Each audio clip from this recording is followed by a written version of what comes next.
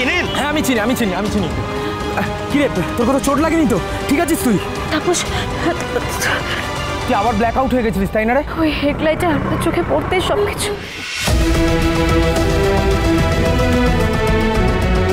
তোকে তো কতবার বলেছি যে ভালো করে ট্রিটমেন্ট করা, তুই দেখবি কোনদিন একটা বড় অ্যাক্সিডেন্ট হয়ে যাবে। আমার লাইফে সবচেয়ে বড় অ্যাক্সিডেন্টটা অনেকদিন আগে হয়ে গেছে তাপস। আর কিছু হওয়ার নেই, তুই চিন্তা করিস না। আচ্ছা সব বাদ দে না, তোর কোথাও লেগেছে কিনা আমায় বল। আরে না ঠিক আছে আমি।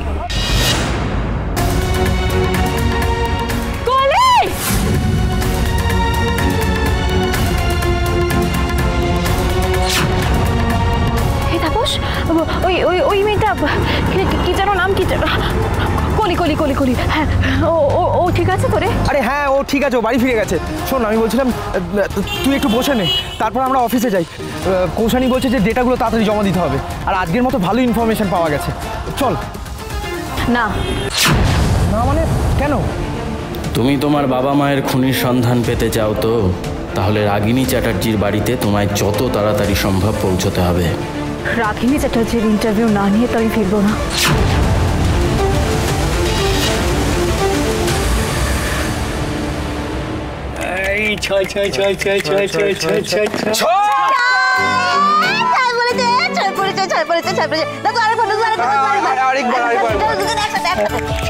ছক্কা!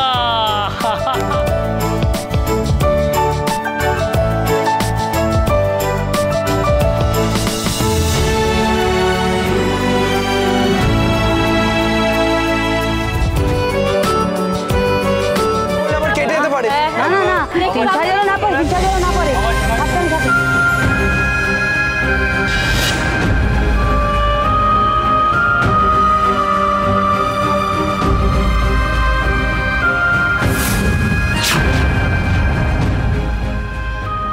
তোমরা খেলো।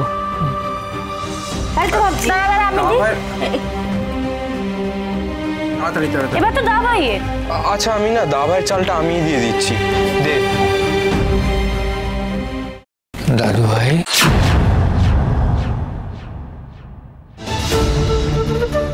আমি কলির এই অবস্থার জন্য নিজেকে কোনোদিনও ক্ষমা করতে পারবো না। সেদিন বাবা আর মমের সাথে শুধু কলির না,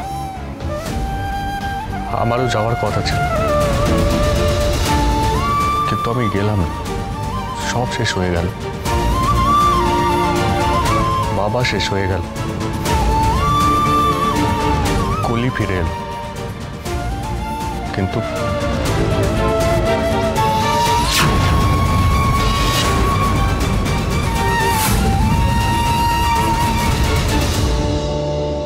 সেদিন কলির চোখের সামনে কি যে দেখেছিল, তারপর একেবারে গুটিয়ে গেল। তুমি আমরা তো সবাই ভাগ্যের হাতে পুতুল মাত্র।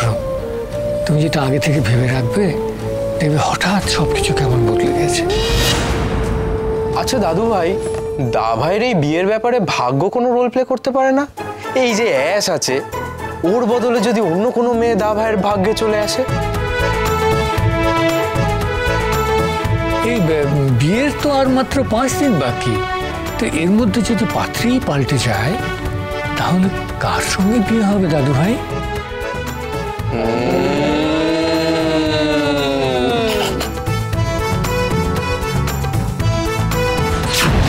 রাগিনী চ্যাটার্জিকে সামনে থেকে দেখলে ভালো করে দেখেছো তো? সবকিছু সবার উপর নজর রাখতে হবে, কেউ সন্দেহের ঊর্ধ্বে নয়।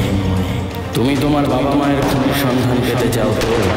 তোমার নিজের হারিয়ে যাওয়া ভাই বোনদের ফিরে পেতে চাও নিশ্চয়ই। তাহলে রাগিনী চ্যাটার্জির বাড়িতে তোমায় যত তাড়াতাড়ি সম্ভব পৌঁছতে হবে। রাগিনী চ্যাটার্জির ইন্টারভিউ নিতে চাচ্ছ সরোজিনী মৈত্র? শুধু বিয়ের ব্যাপার না, ঘুরিয়ে আরো অনেক প্রশ্ন করতে হবে ওনাকে। যে কোনোভাবেই হোক জানতেই হবে তোমার বাবা মার খুন, ভাই বোন হারিয়ে যাওয়ার ব্যাপারে উনি কিছু জানেন কিনা।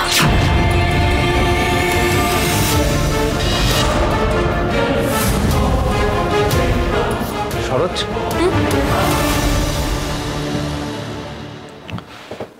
তুই খুব টেনশনে আছিস তাই না রে? আমি জানি এই মুহূর্তে তোর মাথায় ঠিক কী চলছে। তাপস কি জেনে গেছে আমি আমার বাবা মার খুনিকে খুঁজতে এই বাড়িতে এসেছি? কিন্তু কিভাবে জানলো? কি তুই এটাই ভাবছিস তো যে রাগিনী চ্যাটার্জিকে কি করে বলবি? সেদিন বর্ধমান রাজকুঞ্জতে ওনার অনুষ্ঠানে তুই ছিলিস। হে ভগবান, আমি কি সব ভাবছিলাম। আমাদের খবর 16 আনা চ্যানেলের পক্ষ থেকে নিউজ কভার করছিলিস তুই।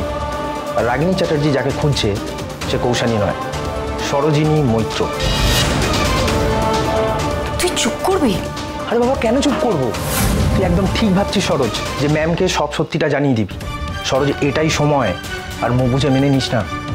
হ্যাঁ সেই তো, তারপর অনন্ত স্যার জানতে পারুক আর আমাকে খবর 16 আনা থেকে ছাড়িয়ে দিক। জীবনের স্ট্রিঙ্গার থেকে আমার আর রিপোর্টার হওয়া হবে না। সরোজ, সরোজ, আমার কথাটা শোন। দেখ সরোজ, এমনভাবে বল যাতে মনে হয় যে অনন্ত স্যারের কাছে ভুল ইনফরমেশন ছিল, যে কৌশানী কাজটা করেছে। মানে অনন্ত না কোনো মিথ্যে কথাই বলে। সরোজ, আমি তোর ভালো চাই, তুই আমার কথাটা শোন প্লিজ। থাক, আমার ভালো চেয়ে একটা কাজ কর তাহলেই হবে। শোন, ইন্টারভিউতে রাগিনী চ্যাটার্জিকে আমি যাই প্রশ্ন করি না কেন, তুই চুপচাপ থাকবি, কোনো পাকামো করবি না, ঠিক আছে? চল।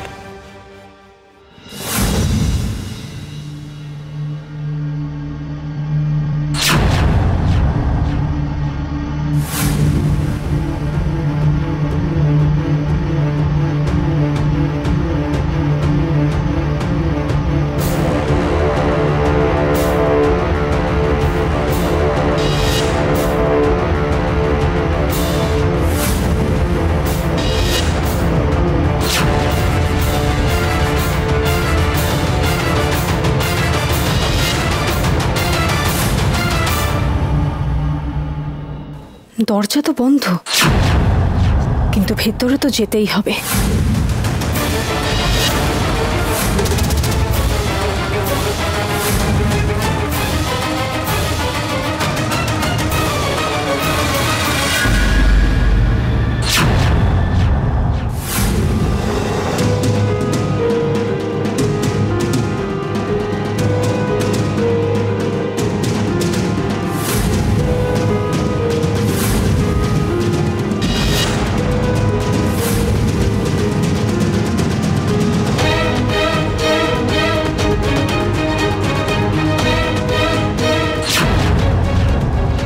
কিছু তো একটা ঘটেছে এই ঘরে।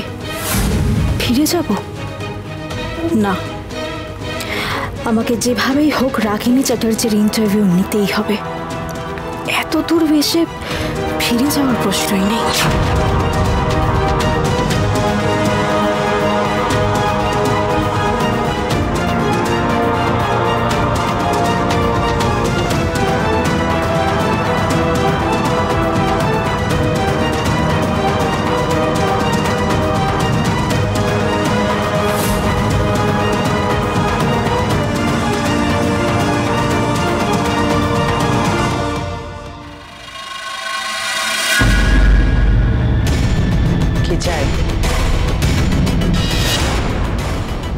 আমার ঘরে তুমি কেন এসেছো? Madam, interview. এখন কটা বাজে? হ্যাঁ, সব কিছুর একটা সময় আছে। এই রাত্রিবেলা রাগিনী চ্যাটার্জির ইন্টারভিউ নিতে এসেছো? এত সাহস তোমার হয় কি করে?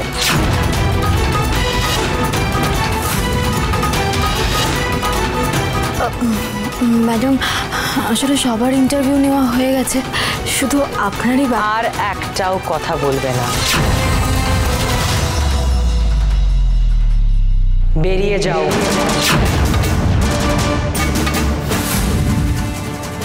আমার ঘর থেকে চলে যাও, আউট।